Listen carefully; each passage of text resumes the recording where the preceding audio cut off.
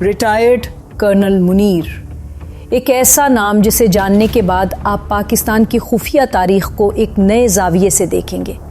वो सिर्फ एक फौजी अफसर नहीं थे, बल्कि वो किरदार हैं जिनकी कहानी हकीकत और राज के बीच कहीं छुपी हुई है। अगर आप कर्नल मुनीर के बारे में पहली बार सुन रहे हैं तो हमारा मशवरा है कि पहले आप हमारे चैनल पर मौजूद वो 2 वीडियोस ज़रूर देखें जो इजराइल का जासूस गिरफ्तार और रावलपिंडी ऑपरेशन के उन्वान से अपलोड हैं। इन्हीं वीडियोस से आपको अंदाज़ा होगा कि आखिर ये शख्सियत किस कदर अहम और पुरअसरार है। और अब हम आपको लेकर चलते हैं इनकी एन कही कहानी के अगले हिस्से में, जहां सच्चाई और सस्पेंस के नए दरवाजे खुलने वाले हैं। ये है मिस्क ओरिजिनल। इस्लामाबाद की एक परसुकून रात थी। सड़कों पर ट्रैफिक मामूल से कम था। दरख्तों की टहनियाँ हल्की हवा में सरसराती थीं और एक पोश इलाके की खामोशी जैसे किसी आने वाले तूफान का पेश खैमा था। अचानक फजा गोलियों की तेज आवाज़ों से गूंज उठी। चंद सेकंड बाद एक एसयूवी बेकाबू होकर एक बिजली के खंभे से जा टकराई। गाड़ी के शीशे टूटे हुए थे, दरवाजे आधे खुले थे, मगर हैरत अंगेज तौर पर अंदर कोई मौजूद नहीं था। ये वो लम्हा था जिसने एक आम रात को पाकिस्तान की खुफिया तारीख का सबसे पुरअसरार वाक़या बना दिया। चंद मिनटों के अंदर ही ये खबर मीडिया चैनल्स पर फैल गई। कर्नल मुनीर पर कातिलाना हमला। टीवी स्क्रीनों पर ब्रेकिंग न्यूज़ की सुर्ख लकीरें दौड़ने लगीं। रिपोर्टर्स मौके पर पहुंचे, मगर उनके पास दिखाने को सिर्फ एक तबाहशुदा गाड़ी थी और चारों तरफ पुलिस की गाड़ियां। एक रिपोर्टर ने माइक पर कहा, नाजरीन, यहाँ सूरत हाल मुकम्मल इब्हाम में है। गाड़ी में मौजूद कर्नल मुनीर कहाँ हैं ये कोई नहीं जानता। जब रेस्क्यू टीम पहुंची तो हैरानकुन चीज़ ये थी कि गाड़ी के चारों तरफ खून के छींटे तो थे, मगर ना कोई जख्मी ना कोई लाश।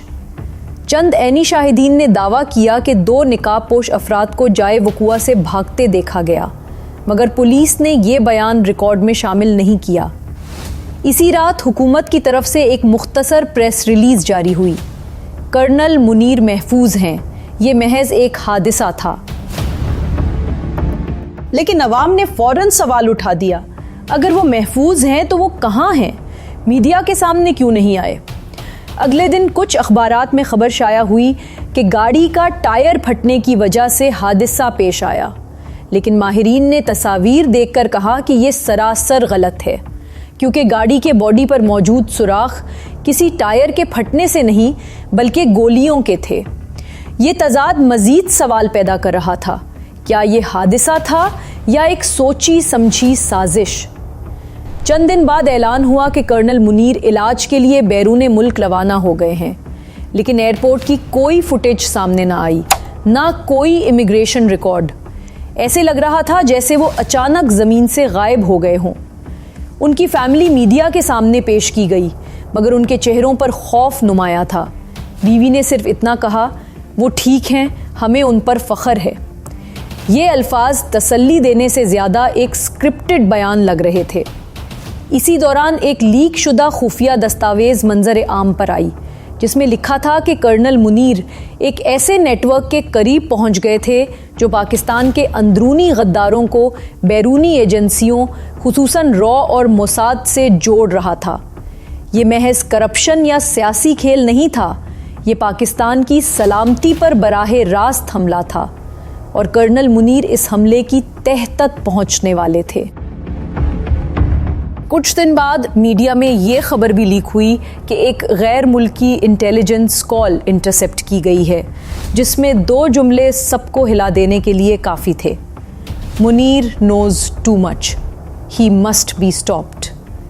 ये इंकिशाफ साफ बता रहा था कि मामला हादसे का नहीं बल्कि दुश्मन का वॉर था। फौजी हलकों में भी चेमगोइयाँ शुरू हो गईं। एक रिटायर्ड अफसर ने निजी महफिल में कहा, यह हादसा नहीं था बल्कि एक पैगाम था। दुश्मन चाहता है कि हमारे हीरोज़ को खामोश कर दिया जाए, लेकिन याद रखें, खामोशी का मतलब कमज़ोरी नहीं, ये असल जंग की तैयारी है।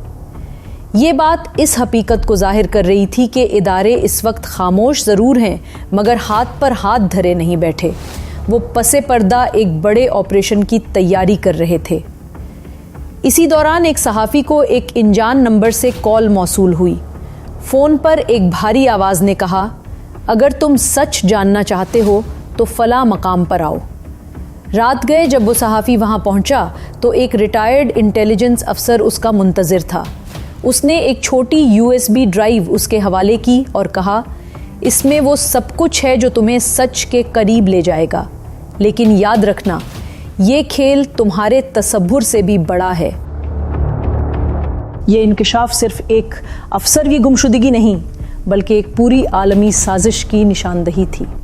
दुश्मन जानता था कि अगर कर्नल मुनीर जिंदा रहे और उनका मिशन मुकम्मल हुआ तो पाकिस्तान को नाकाबिले तस्खीर बनाया जा सकता है, और यही वजह थी कि वो आज सबके सामने नहीं थे। वो USB महज चंद फाइल्स पर मुश्तमिल थी, लेकिन हर एक फाइल बारूद की तरह थी। एक रिपोर्ट में साफ दर्ज था कि ऑपरेशन साइलेंस का मकसद पाकिस्तान के अंदर मौजूद उस नेटवर्क को बचाना था जिसे रॉ और मुसाद ने बरसों से परवान चढ़ाया था। कर्नल मुनीर उस नेटवर्क की रीढ़ की हड्डी तक पहुंच गए थे। अगर वो सच दुनिया के सामने ले आते तो कई चेहरे बेनकाब हो जाते। जब सहाफ़ी ने ये मालूमात अपने ज़राए से कंफर्म करने की कोशिश की तो एक और हैरानकुन मोड़ आया। लाहौर में एक रिटायर्ड पुलिस अफसर ने उससे रब्ता किया। उसने कपकपाती आवाज़ में कहा, मैं उस रात जाए वकुआ पर था। हमें हुक्म दिया गया था कि बस सड़क बंद कर दो, बाकी कार्रवाई कुछ और लोग करेंगे। जब हमने शोर सुना और गाड़ी को गोलियों से छिल्ली देखा तो हमें कहा गया कि खामोश रहो वरना अंजाम मुनीर जैसा होगा। ये बयान इस हकीकत पर मोहर सब्त कर रहा था कि ये सब कुछ एक सोचा समझा ऑपरेशन था। चंद दिन बाद एक बैनुल-अक़वामी जरीदे ने खबर शाये की, leaked CIA documents confirm Pakistani colonel was targeted for refusing to cooperate. इस खबर ने दुनिया भर में हलचल मचा दी। पाकिस्तान के मुखालिफ ममालिक ने इसे एक प्रोपेगेंडा के तौर पर इस्तेमाल करने की कोशिश की, मगर हकीकत ये थी कि दुश्मन मुनीर जैसे हीरोज़ को रास्ते से हटाकर पाकिस्तान को कमज़ोर करना चाहता था। इस्लामाबाद में हुकूमती सतह पर खामोशी थी, लेकिन खुफिया इदारे पसे पर्दा एक बड़े ऑपरेशन में मसरूफ़ थे। इनका मकसद सिर्फ एक था, कर्नल मुनीर को महफूज रखना और दुश्मन के नेटवर्क को ख़त्म करना। ये सवाल अब भी सबके जहनों में गूंज रहा था कि कर्नल मुनीर कहाँ गए। कुछ रिपोर्ट्स में आया कि उन्हें तुर्की के एक मिलिट्री अस्पताल में देखा गया। कुछ ने कहा कि वो बलूचिस्तान के पहाड़ों में एक महफूज मकाम पर हैं, लेकिन असल हकीकत सिर्फ चंद अफराद जानते थे। कर्नल मुनीर जिंदा थे और उन्हें एक टॉप सीक्रेट सेफ हाउस में मुंतकिल किया गया था, जहां वो अपने मिशन को खुफिया तौर पर मुकम्मल कर रहे थे। महीनों बाद एक फोरेंसिक रिपोर्ट सामने आई जिसने सब कुछ बदल दिया। उसमें लिखा था कि गाड़ी पर चलने वाली गोलियां 9mm की थीं, जो भारत के मखसूस असलहे से मुमासिल थे।